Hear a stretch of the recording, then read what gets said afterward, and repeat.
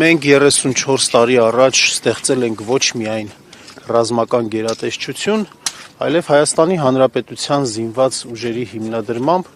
ցույց ենք տվել հայ մարդու վճռականությունը, անկախ եւ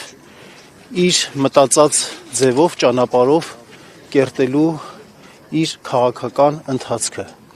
Մեր պատմություն է պետականության մասին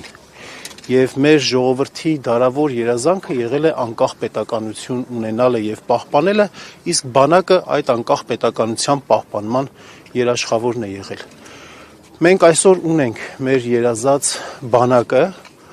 եւ մենք մեզնից յուրաքանչյուրս ամեն ինչ պետք է անի մեր բանակի կողքը լինելու։ Հայաքվե ազգային քաղաքացիական միավորումը ունի իր տեսլականը հայոց բանակի զարգացման, հզորացման, մեր անվտանգության վերաբերյալ եւ համապարփակ անվտանգության հայեցակարգի կյանքի կոչումով մենք նորից հնարավորություն կստեղծենք ոչ թե մեր խաղաղության թեման մանիպուլացնել ինչ-որ փաստաթղթերով, հռչակագրերով, այլ մեր խաղաղության իրական երաշխավորի դիրք վերադարձնել հայոց ազգային բանակին։ Իսկ ինչ վերաբերում է հունվարի 27-ը հայրենիքի համար, պաշտպանության համար զոհված բոլոր հայրենիների հիշատակի օր վերածելու որոշմանը, պետք է նշեմ հետևյալը, որ դա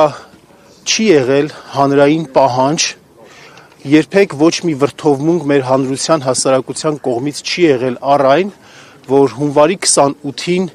պաշտոնյաները եւ քաղաքացիները այցելում են Եռաբլուր, իսկ այնուհետև նշում են տոնակատարությամբ են նշում, դրա հետ կապված ոչ մի դժգոհություն կամ վրդովմունք չի եղել։ Եվ Եռաբլուր այցելելը, հարգանքի տուրք մատուցելը եւ տոնակատարություն իրականացնելը, այդ երկու հանգամանքը համադրելը մեր մշակույթին բնորոշ է եղել եւ ոչ մի անգամ նման խնդիր չի եղել։ Սա ոչ թե հանրային պահանջ էր, այլ քաղաքական, կուսակցական նպատակներ ունեցող որոշում էր, որը կապված է հայոց ազգային ինքնության ինժեներիայի հերթական դրսևորման հետ, նպատակն է նսեմացնել հայոց ազգային բանակին նվիրված օրը եւ այդ տոնը։ Տեսեք, ներողություն, երեք Նիկոլ Փաշինյանը եւ Վահագն Խաչատուրյանը, Սուրեն Պապիկյանը, ներքին գործերի նախարարը եկել էին վաղ առավոտյան Եռաբլուր, սակայն զոհվածների հարազատներին չեն մոտեցել, Արցախի կանչը հուշակոթողի մոտ ծաղիկներ չեն խոնարհել։ Ձեր կարծիքով ի՞նչն է պատճառը, երբ նման օր են հայտարարում, սակայն անգամ ծնողներին չեն մոտենում։ Որովհետև նրանք հասկանում են, որ բարոյական ոչ մի աղերս առնչություն չունեն այն խորհրդի հետ, ինչը որ ներկա է այստեղ Եռաբլուրում, որովհետև նրանք շատ լավ գիտակցում են, որ Եռաբլուրի ընդլայնման հարցում իրենք կրում են անմիջական պատասխանատվություն եւ իրենք